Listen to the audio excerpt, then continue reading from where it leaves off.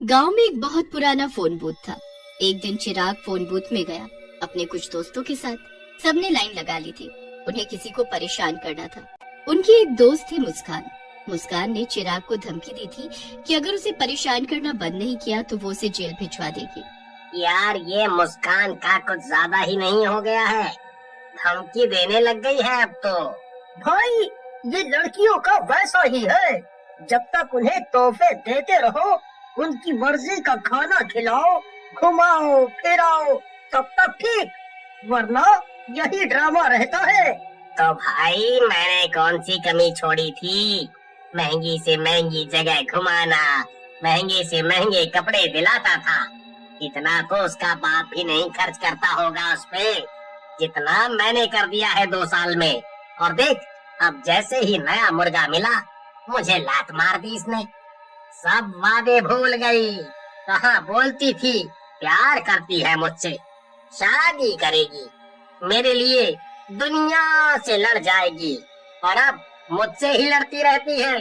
पहले मैं नाराज होता था तो कहती थी कि वो मर जाएगी अगर मैंने उससे बात नहीं की तो, और अब देख मुझे ही मरने की धमकी देती है। भाई नया वाला लड़का तुझसे ज्यादा अमीर है, वो उसे महंगी बड़ी गाड़ी में घुमाता है। तो भाई अब समझ जा, आजकल प्यार नहीं, पैसा बोलता है, पैसा। ना ना ना ना ना ना, मैं उसे अपनी जिंदगी का मजाक तो नहीं बनाने दूंगा। सबक तो सिखाना पड़ेगा उसे भी तो पता चले कि मुझसे पंगे लेने का क्या मतलब है। चिराग उसी पुराने फोन बूथ पर अपने दोस्तों के साथ जाता है और मुस्कान का नंबर डायल करना शुरू करता है। फोन लगते ही, क्यों भाई, क्या कहा था तुमने?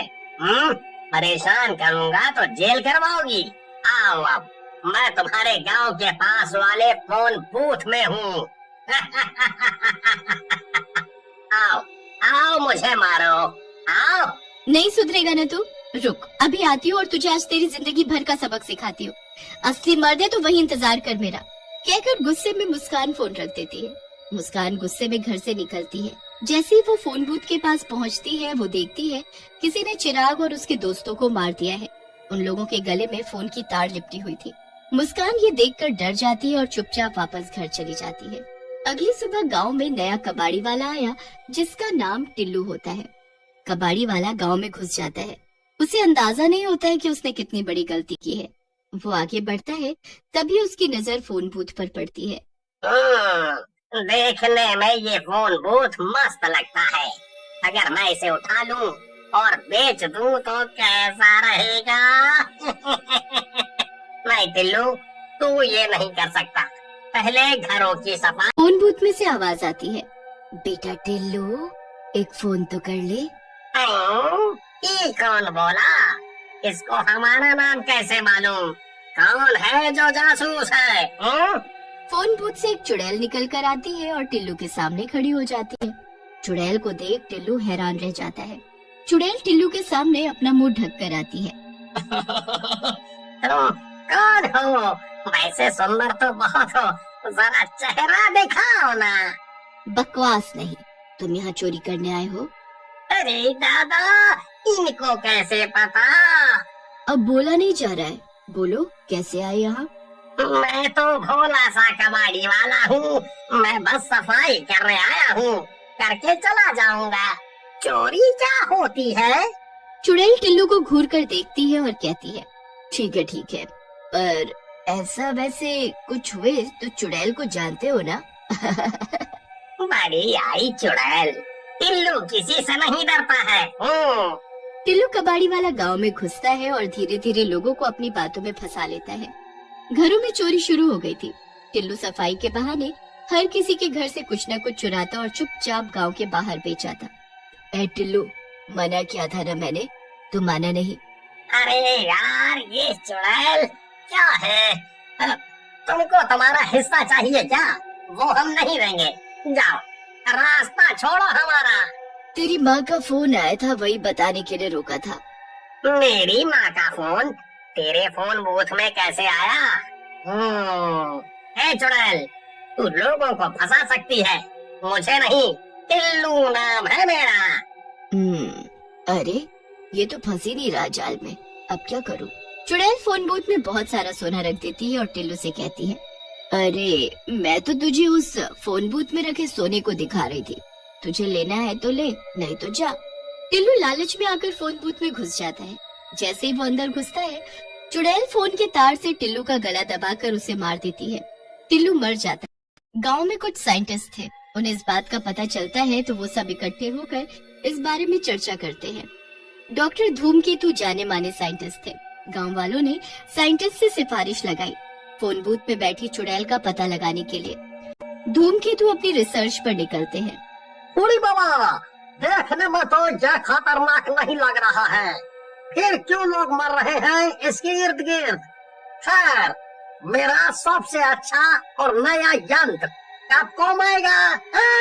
पर सर, अगर यंत्र काम नहीं करा तो? साइंटिस्ट कांपते हुए हाथों से चेक करते हैं पर मशीन कुछ नहीं बोलती है। बूढ़ी बाबा, काम करेगा, करेगा काम, देख देख तू। बूढ़ी बाबा, अरे ये मशीन बोलता क्यों नहीं? गांव से बाहर फेंक देंगे वो अलग। मशीन काम नहीं करती है तो खुद को बचाने के लिए साइंटिस्ट लोगों से कहते हैं, अरे बाबा, देख लो मशीन नहीं चली, मतलब कोई चुड़ैल या भूत नहीं है इसमें, कहीं मशीन तो खराब नहीं। बूढ़ी बाबा, अरे अब क्या बोलूं? मशीन खराब नहीं है, फोन बूथ में चुड़ैल ही नहीं है, मशीन तो अभी नया है और सिर्फ मेरे पास है। गांव वाले खुश हो जाते हैं और कहते हैं, अब हमें कोई तकलीफ नहीं होगी फिर, खामखा अफवाह फैलाई हुई थी, अब इस फोन बूथ से हम अपने रिश्तेदारों तक फोन कर सकेंगे। बहुत दिन हो गए माई से बात नहीं हुई, आज तो जी भर कर बात होगी। भाई सब लाइन लगा के आना, देखो मुखिया हैं हम गांव के, फिर भी हम भी कतार में हैं। सब अपने अपने जान परिचित से बात करके खुश हो जाते हैं और घर चले जाते हैं। शाम को एक औरत फोन बूथ पर आती है अपनी सहेली को फोन करने। औरत अपनी सहेली से बात करने लगती है, तभी पीछे से चुड़ैल आ जाती है। क्या कर रही हो दोस्त? बात कर रही हो सहेली से? कौन हो तुम और मेरे पीछे कैसे? मैं कौन?